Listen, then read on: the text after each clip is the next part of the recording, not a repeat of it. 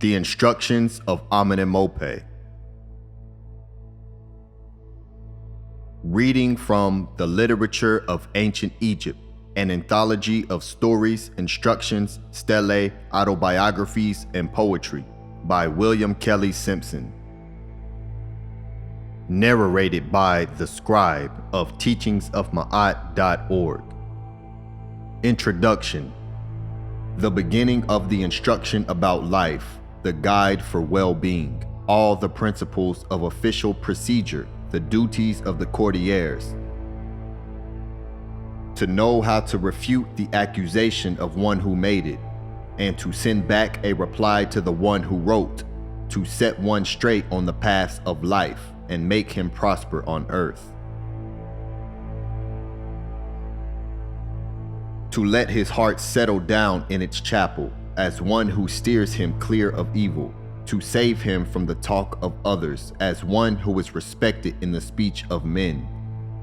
Written by the superintendent of the land, experienced in his office, the offspring of a scribe of the beloved land, the superintendent of produce, who fixes the grain measure, who sets the grain tax amount for his lord, who registers the islands which appear as new land over the cartouche of his majesty, and sets up the landmark at the boundary of the arable land, who protects the king by his tax rolls and makes the register of the black land.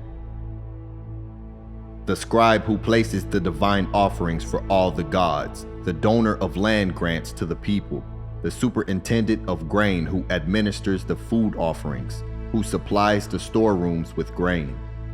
A truly silent man in Jenny in the Tawir known, one whose verdict is acquitted in Ipu, the owner of a pyramid tomb on the west of Sinut, as well as the owner of a memorial chapel in Abydos, Amenemope, the son of Connacht, whose verdict is acquitted in the Tawir known, for his son, the youngest of his children, the least of his family, initiate of the mysteries of Men Kamutef, libation pourer of Winifred, who inducts Horus upon the throne of his father, his stolist in his august chapel, secret, the seer of the mother of God, the inspector of the black cattle of the terrace of men, who protects men in his chapel. Horen Ma'akaru is his true name, a child of an official of Ipu, the son of the sistrum player of Shu and Tefnut, the chief singer of Horus, the lady Tawarsret. He says, chapter 1, give your ears and hear what is said. Give your mind over to their interpretation. It is profitable to put them in your heart, but woe to him that neglects them. Let them rest in the shrine of your insides, that they may act as a lock in your heart. Now, when there comes a storm of words, they will be a mooring post on your tongue. If you spend a lifetime with these things in your heart, you will find it good fortune. You will discover my words to be a treasure house of life, and your body will flourish upon earth. Chapter 2. Beware of stealing from a miserable man, and of raging against the cripple. Do not stretch out your hand to strike an old man, nor snip at the words of an elder. Don't let yourself be sent on a fraudulent business, nor desire the carrying out of it. Do not get tired because of being interfered with, nor return an answer on your own. The evildoer, throw him in the canal, and he will bring back its slime. The north wind comes down and ends his appointed hour. It is joined to the tempest. The clouds are high, the crocodiles are nasty. O hot-headed man, what are you like? He cries out, and his voice reaches heavens. O moon, make his crime manifest. Roll that we may ferry evil away, for we will not act according to his evil nature. Lift him up, give him your hand, and leave him in the hands of God. Fill his gut with your own food, that he may be sated and ashamed. Something else of value in the heart of God is to stop and think before speaking. Chapter 3. Do not get into a quarrel with the argumentative man, nor incite him with words. Proceed cautiously before an opponent, and give way to an adversary. Sleep on it before speaking, for a storm come forth like fire in hay is the hot-headed man in his appointed time. May you be restrained before him, leave him to himself, and God will know how to answer him. If you spend your life with these things in your heart, your children shall observe them. Chapter 4. The hot-headed man in the temple is like a tree grown in an enclosed space. In a moment is its loss of foliage. It reaches its end in the carpentry shop. It is floated away far from its place, or fire is its funeral pyre. The truly temperate man sets himself apart. He is like a tree grown in a sunlit field, but it becomes verdant, it doubles its yield, it stands before its owner. Its fruit is something sweet, its shade is pleasant, and it reaches its end in a grove. Chapter 5.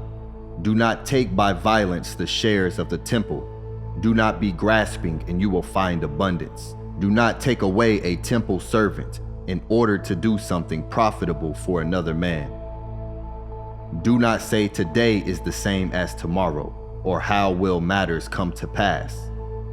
When tomorrow comes, today is past. Crocodiles are uncovered, the hippopotamuses are on dry land, and the fishes gasping for air.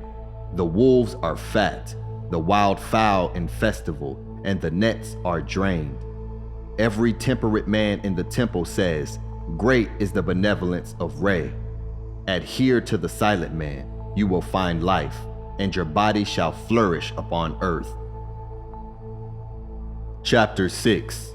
Do not displace the surveyor's marker on the boundaries of the arable land, nor alter the position of the measuring line. Do not be covetous for a single cubit of land, nor encroach upon the boundaries of a widow. One who transgresses the furrow shortens a lifetime. One who seizes it for fields and acquires by deceptive attestations will be lassoed by the might of the moon. To one who has done this on earth, pay attention, for he is an oppressor of the feeble. He is an enemy worthy of your overthrowing. Life is taken from his eye. His household is hostile to the community. His storerooms are broken into. His property is taken away from his children, and his possessions are given to someone else. Take care not to topple over the boundary marks of the fields, not fearing that you will be brought to court. Man propitiates God by the might of the Lord, when he sets straight the boundaries of the arable land.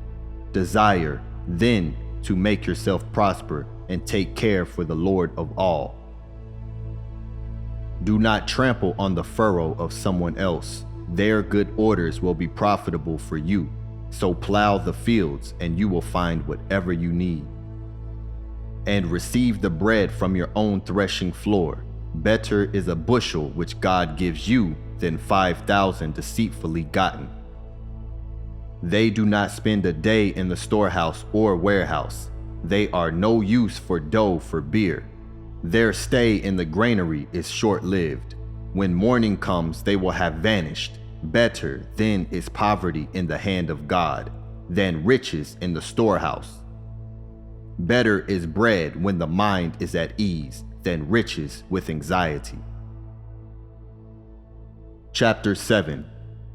Do not set your heart upon seeking riches, for there is no one who can ignore destiny and fortune. Do not set your thoughts on superficial matters, for every man there is his appointed time. Do not exert yourself to seek out excess, and your allotment will prosper for you. If riches come to you by thievery, they will not spend the night with you. As soon as day breaks, they will not be in your household. Although their places can be seen, they are not there. When the earth opens up its mouth, it levels him and swallows him up. They will plunge in the deep. They will make for themselves a great hole which suits them, and they will sink themselves in the underworld. Or they will make themselves wings like geese and fly up to the sky. Do not be pleased with yourself because of riches acquired through robbery, neither be sorry about poverty. As for an officer who commands one who goes in front of him, his company leaves him. The boat of the covetous is abandoned in the mud, while the skiff of the truly temperate man sails on.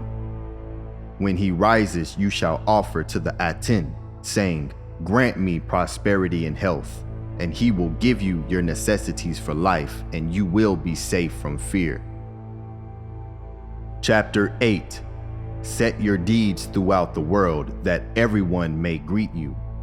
They make rejoicing for the uraeus and spit against the Apophis. Keep your tongue safe from words of detraction, and you will be the loved one of the people.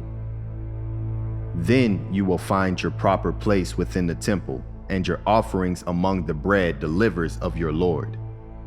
You will be revered when you are concealed in your grave, and be safe from the might of God. Do not accuse a man when the circumstance of his escape is unknown.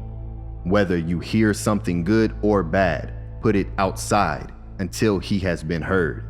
Set a good report on your tongue while the bad thing is concealed inside you. Chapter 9.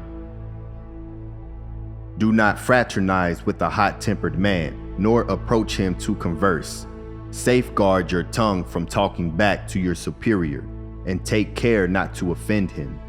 Do not allow him to cast words only to entrap you, and be not too free in your replies. With a man of your own station, discuss the reply, and take care of speaking thoughtlessly. When a man's heart is upset, words travel faster than wind over water. He is ruined and created by his tongue. When he speaks slander, he makes an answer deserving of a beating, for his freight is damaged. He sails among all the world, but his cargo is false words. He acts the ferryman in twisting words. He goes forth and comes back arguing, but whether he eats or whether he drinks inside, his accusation waits for him outside. The day when his evil deed is brought to court is a disaster for his children. Even Khnum will straightway come against him. The potter of the ill-tempered man. It is to knead and bake the hearts that he molds. He is like a wolf cub in the farmyard, and he turns one eye to the other, squinting, for he sets families to argue. He goes before all the winds like clouds. He changes his hue in the sun. He crocs his tail like a baby crocodile. He curls himself up to inflict harm. His lips are sweet, but his tongue is bitter, and fire burns inside him. Do not fly up to join that man. Not fearing you will be brought to account. Chapter 10. Do not address an intemperate man in your unrighteousness, nor destroy your own mind. Do not say to him, "May you be praised," not meaning it when there is fear within you. Do not converse falsely with a man, for it is the abomination of God. Do not separate your mind from your tongue. All your plans will succeed. You will be important before others, while you will be secure in the hand of God. God hates one who falsifies words. His great abomination is duplicity. Chapter 11. Do not covet the property of the dependent, nor hunger for his bread. The property of a dependent is an obstruction to the throat. It makes the gullet throw it back. It is by false oaths that he has brought himself up, while his heart slips back inside him. It is through the disaffected that effectiveness is weakened, and then evil will topple good. If you are at a loss before your superior and are confused in your speeches, your flatterings are turned back with curses, and your prostrations by beatings. Whoever fills the mouth with too much bread swallows it and spits up, so you emptied of your good. To the examination of a dependent pay attention while the staves touch him, and while all his people are fettered with manacles. Who is to have the execution? When are you to free before your superior? Then you are in bad favor with your subordinates. So steer away from a dependent on the road, that you may see him but keep clear of his property. Chapter 12. Do not covet the property of an official, and do not fill your mouth with too much food arrogantly. If he sets you to manage his property, respect his, and yours will prosper. Do not deal with the intemperate man, nor associate yourself to a disloyal party. If you are sent to transport straw, abstain from profiting thereby. If a man is detected in a dishonest transaction, never again will he be employed. Chapter 13. Do not lead a man astray with reed pen on papyrus. It is the abomination of God. Do not witness a false statement, nor remove a man from the list by your order. Do not reckon with someone who has nothing, nor make your pen be false. If you find a large debt against a poor man, make it into 3 parts. Release 2 of them and let 1 remain. You will find it a path of life. You will pass the night in sound sleep. In the morning, you will find it like good news. Better it is to be praised as one loved by men than wealth in the storehouse. Better is bread when the mind is at ease than riches with troubles. Chapter 14. Do not ingratiate yourself with a person, nor exert yourself to seek out his hand. If he says to you, take a bribe, there is no need to respect him. Do not be afraid of him, nor bend down your head, nor turn aside your gaze. Address him with your words and say to him greetings. When he stops, your chance will come. Do not repel him at his first approach. Another time he will be apprehended. Chapter 15. Do well and you will attain influence. Do not dip your reed against a transgressor. The beak of the ibis is the finger of the scribe. Take care not to disturb it. The ape, Toth, dwells in the temple of Khnum, while his eye travels around the 2 lands. If he sees one who cheats with his finger, that is a false scribe. He takes away his provisions by the flood. As for a scribe who cheats with his finger, his son shall not be enrolled. If you spend your life with these things in your heart, your children shall observe them. Chapter 16. Do not tilt the scale, nor falsify the weights, nor diminish the fractions of the grain measures. Do not wish for the grain measures of the fields to cast aside those of the treasury. The ape sits by the balance while his heart is the plummet. When a god as great as Toth, the one who discovered these things, in order to create them, do not get for yourself short weights. They are plentiful, an army by the might of God. If you see someone cheating at a distance, you must pass him by. Do not be avaricious for copper, and abjure fine clothes. What good is one cloaked in fine linen when he cheats before God? When jewels are heaped upon gold, at daybreak they turn to lead. Chapter 17. Beware of tampering with the grain measure to falsify its fractions. Do not act wrongfully through force. Cause it not to be empty inside. May you have it measured exactly as it arrived. Your hand stretching out with precision. Make not yourself a measure of 2 capacities, for then it is toward the depths that you will go. The measure is the eye of Re. Its abomination is the thief. As for a grain measurer who multiplies and subtracts, his eye will seal up against him. Do not receive the harvest tax of a cultivator, nor set a papyrus against him to harm him. Do not enter into collusion with the grain measurer, nor defraud the share of the residents. More important is the threshing floor for barley than swearing by the great throne. Chapter 18. Do not go to bed fearing tomorrow, for when day breaks, how will tomorrow be? Man knows not what tomorrow will be. God is success, while man is failure. The words which men say pass on one side, the things which God does pass on another side. Do not say, I am, without fault, nor try to seek out trouble. Fault is the business of God. It is sealed with his finger. There is no success in the hand of God, nor is there failure before him. If one turns himself about to seek out success, in a moment he destroys him. Be strong in your heart, make your mind firm. Do not steer with your tongue. The tongue of a man is the steering oar of a boat, but the Lord of all is its pilot. Chapter 19. Do not enter the council chamber in the presence of a magistrate and then falsify your speech. Do not go up and down with your accusation when your witnesses stand readied.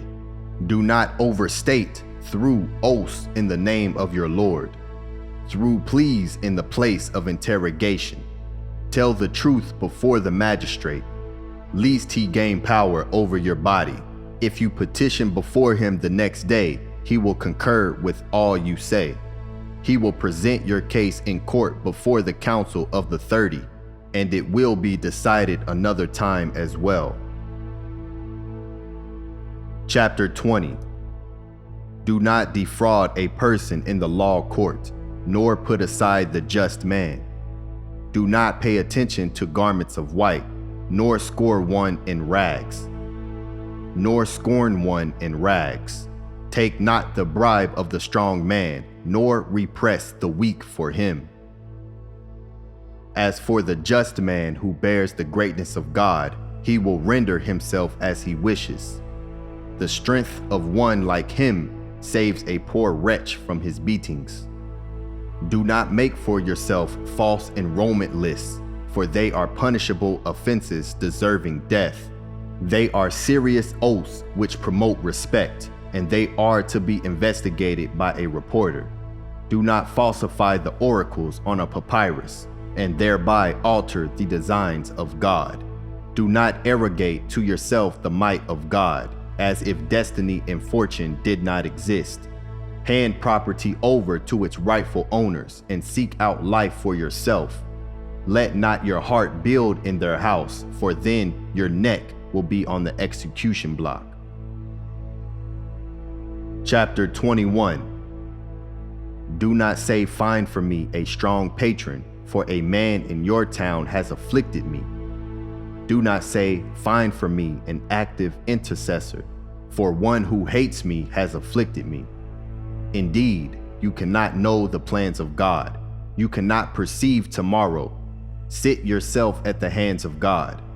Your tranquility will overthrow them, the adversaries. As for a crocodile deprived of his tongue, his significance is negligible. Empty not your soul to everybody, and do not diminish thereby your importance. Do not pour out your words to others, nor fraternize with one who is too rash. Better is a man whose report is inside him than one who tells it to disadvantage. One cannot run to attain perfection. One cannot create only to destroy it. Chapter 22. Do not provoke your adversary, and do not let him say his innermost thoughts. Do not fly up to greet him when you cannot see how he acts. May you first comprehend his accusation. Be calm and your chance will come. Leave it to him and he will empty his soul. Sleep knows how to find him out. Touch his feet. Do not disrespect him. Fear him. Do not underestimate him. Indeed, you cannot know the plans of God. You cannot perceive tomorrow. Sit yourself at the hands of God. Your tranquility will overthrow them. Chapter 23. Do not eat a meal in the presence of a magistrate, nor set to speaking first. If you are sated, pretend to chew. Enjoy yourself with your saliva. Look at the cup in front of you and let it suffice your need. Chapter 23. Do not eat a meal in the presence of a magistrate, nor set to speaking first. If you are sated, pretend to chew. Enjoy yourself with your saliva. Look at the cup in front of you and let it suffice your need. Even as a noble is important in his office, so he is like the abundance of a flooded well. Chapter 24. Do not listen to the proposition of an official indoors and then repeat it to another outside.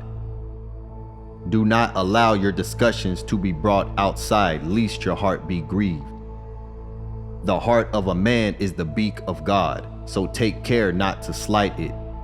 A man who stands at the side of an official should have his name known in the streets. Chapter 25. Do not laugh at a blind man, nor taunt a dwarf. Neither interfere with the condition of a cripple. Do not taunt a man who is in the hand of God, nor scowl at him if he errs. Man is clay and straw, and God is his potter. He overthrows and he builds daily. He impoverishes 1,000 if he wishes, but he makes 1,000 into officials when he is in his hour of life. How fortunate is he who reaches the west when he is safe in the hand of God. Chapter 26. Do not sit in the beer hall, nor join someone greater than you, whether he be low or high in his station, an old man or a youth, but take as a friend for yourself someone capable. Ray is helpful, though he is far away. When you see someone greater than you outside, follow him, respect him, and give a hand to an old man filled with beer. Respect him as his children would. The strong arm is not weakened when it is uncovered. The back is not broken when one bends it. A man is not denigrated when he speaks sweet words, more so than a rich man whose words are straw. A pilot who sees into the distance will not let his ship capsize. Chapter 27. Do not reproach someone greater than you, for he has seen the sun before you. Do not let yourself be reported to the Aten when he rises, with the words, "Again, a young man has reproached an elder." Very painful in the sight of Ray is a young man who reproaches an elder. Let him beat you with his hands folded. Let him reproach you while you keep quiet. Then, when you come before him in the morning, he will give you bread freely. As for bread, the dog of his master barks to the one who gives it. Chapter 28. Do not identify a widow if you have caught her in the fields, nor fail to give away if she is accused. Do not turn a stranger away from your oil jar. Double it more than for your own family. God loves him who cares for the poor, more than him who respects the wealthy. Chapter 29. Do not turn people away from crossing the river when you have room in your ferry boat. If an oar is given you in the midst of the deep waters, so bend back your hands to take it up. It is not an abomination in the hand of God if the crew does not agree. Do not acquire a ferry boat on the river and then attempt to seek out its fares. Take the fare from the man of means, but also accept the destitute without charge. Chapter 30. Mark for yourself these 30 chapters. They please, they instruct, they are the foremost of all books. They teach the ignorant. If they are read before an ignorant man, he will be purified of his ignorance through them. Fill yourself with them. Put them in your mind and get men to interpret them. As for a scribe who is experienced in his position, he will find himself worthy of being a courtier. It is finished. By the writing of Senu, son of the god's father, Pamiu. For more information and teachings on the ancient literature of Maat, follow us at teachingsofmaat.org.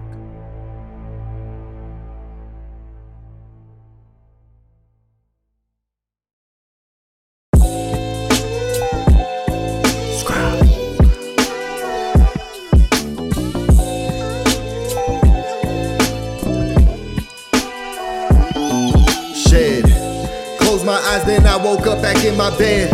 I could see my room as clear as looking through a lens. See, I thought I was awake, so then I tried to move, but my body shocked me like I was plugged in a socket. I started panicking and scrambling within my mental. I thought I died and now my body, I'm forever locked in. I was screaming, help me, someone help me please. But there wasn't any sound making it through my teeth. I could see movement in motion, shadows gather around me. How could I close my eyes already closed? Eating alkaline at this time, fasting Rizzo shocking. I was stuck in a paralysis, Fred had me froze. It's time to shed. It's time to shed. I heard a voice in the back of my head. Rebirth, it's time to shed. It's time to shed. It's time to shed. I heard a voice in the back of my head. Rebirth, it's time to shed. I finally started waking up and coming back. I was in the opposite of states effect. That's relaxed, I grabbed my phone and started to do research.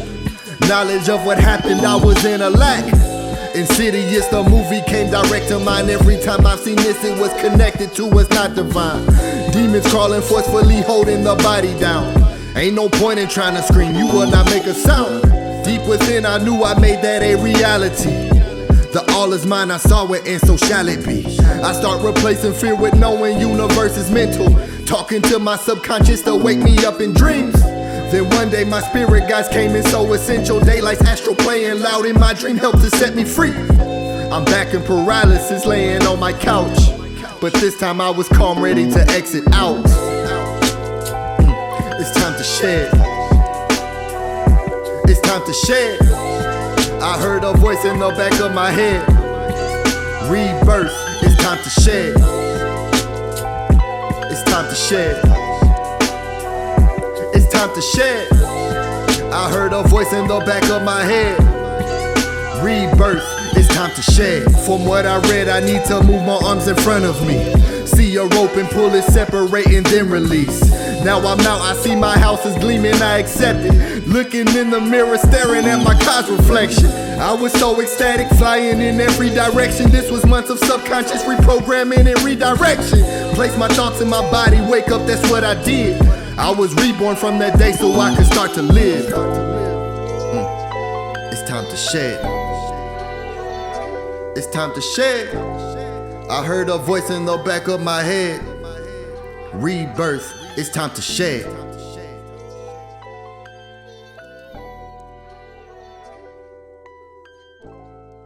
But I can only show you the door. You're the one that has to walk through it.